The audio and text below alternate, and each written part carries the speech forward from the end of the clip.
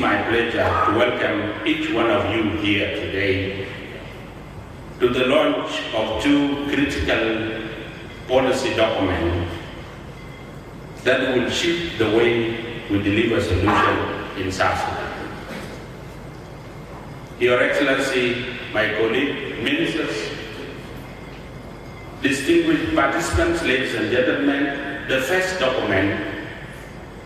the first critical document is the South Sudan Durable Solution Strategy and Plan of Action for refugees, internally displaced people, returnees, and host communities. This strategic document sets the tone for how government line ministries, humanitarians, and development actors will deliver solutions and provide overarching guidance. It further introduces new solutions architecture, which places government in lead and bring on board the other stakeholders. The second document is the South Sudan Action Plan on Return, Reintegration, and Recovery for Achieving Durable Solution 2024 to 2028, which focuses on implementation modalities at the state level to implement durable solution strategy. Your Excellency, South Sudan's protracted displacement crisis has negatively impacted communities, opportunity for communities across the country to uplift themselves and become resilient. In 2024, 9 million people are in need of humanitarian assistance. They include IDPs, returnees, refugees, host communities.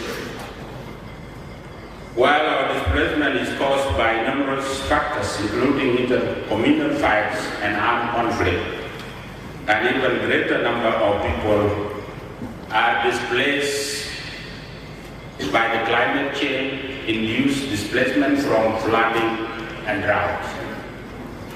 For instance, as of October 2024, about 1 million people have been affected. This is the reason that is showing by the current flooding, mostly in Jonglei, Unity State, Upper Nile, Warab, Northern Barghazal, Central Equatorial State, and Abia administrative areas. Of course, the rest are affected, but this is where the majority are affected. Your Excellency, the Vice President, my colleague, ministers, distinguished participants, ladies and gentlemen, in 2019, on the sideline meetings of the first Global Refugees Forum, the government of Sudan and South Sudan concluded that 7.2 million people have been impacted by displacement across both the countries. It was then that the IGAD support platform was established to mobilize further support from states in response to displacement situation in the region. In October 2020, as a flagship activity of the IGAD support platform, the Solutions Initiative was launched by the government of Sudan and South Sudan. IGAD, EU, and UNHCR to galvanize international support towards the early recovery and longer-term peace building and resilience together, targeting all displaced people. This has culminated to the development of South Sudan Durable Solution Strategy and Plan of Action for refugees, IDPs, returnees, and the host communities we are launching today after its endorsement by the National Council of Ministers since 8th October 2023. Your Excellency, distinguished participants, it is important to mention that since 2019, the displacement situation in South Sudan has really worsened. As of 8th October 2024, South Sudan received more than 824,000 individuals from Sudan since the eruption of conflict in Sudan on 15th April 2023. More than 75% are South Sudanese returnees, and more than 23% are Sudanese refugees and others. South Sudanese are returning from Sudan under adverse situation. Many returnees are now at risk of becoming IDPs if we don't intervene with the solution, as they are unable to return to their areas of origin due to lack of basic services and other factors. Additionally, as it was said here, many areas in South Sudan are still hosting another 2 million IDPs. The widespread displacement requires a well-coordinated, multi-sectoral, multi-stakeholders approach. This is why the invitation was extended to diverse stakeholders to attend this launching, including the governmental actors, financial institutions, and humanitarians. We believe each of you has a unique and strategic role to play in delivering solutions. Our message as government is simple. We want to include you in the strategic shift towards solutions for displaced persons in South Sudan. Your Excellency, distinguished participants, ladies and gentlemen, the Durable Solution Strategy and Plan of Action aims to establish a framework to support South Sudanese refugees, returnees, IDPs, and host community to find sustainable and durable solutions. Priority areas of intervention focus on creating secure and safe environment for achieving durable solutions, providing basic services to support and sustain durable solutions, supporting integration of refugees, IDPs, returnees, and improve their livelihoods, strengthening government institutional capacities and relations at all levels, and bolstering government ownership and capacity. Partnership arrangements and coordination mechanism for government to undertake effective interventions. This strategy is the overarching document which guides implementation of durable solutions in South Sudan at all levels of government and among humanitarian and development actors. The strategy is anchored on and guided by, as it was mentioned here, the RRSs, especially in Chapter 3, for humanitarian assistance and reconstruction, and the revised National Development Strategy 2021-2024, and the UN Secretary General's Action Agenda on Internal Displacement. Your Excellency, one of the most significant accomplishment of the Durable Solution Strategy and Action Plan is the introduction of a new way of working. The solutions architecture presented in the strategy is an updated version of the previous existing solution structure, which comprise of the national and state task force on solutions. It ensures inclusivity at the national level and state level, leveraging on government expertise, humanitarian footprint, and the comparative advantage of institutions based on their mandates. This will foster accountability, clarity of roles, and collaboration to support implementation of strategy, ease resources mobilization, and facilitate the development of further strategic and operational guidance developed based on prevailing context. The strategy ensures that durable solutions shift focus from return to reintegration and recovery by ensuring sustainable availability of basic services and access to livelihoods in areas of return and displacement. Ultimately, people will no longer have the protection and assistance needs that are linked to their displacement, enabling them to enjoy their human rights. To support this, new stakeholders are introduced to the structure. They include the National Technical Committee on Durable Solution, who are present here today. They comprise of Director Generals from key line ministries, governors, of course, from the states, the humanitarian coordinator, and the area-based leads who represent humanitarian coordinator at the level of state. Their inclusion should lead to gather dividends with regards to the solution outcome. Your Excellency, I'm taking time because I'm really very happy and I'm considering this day is very important.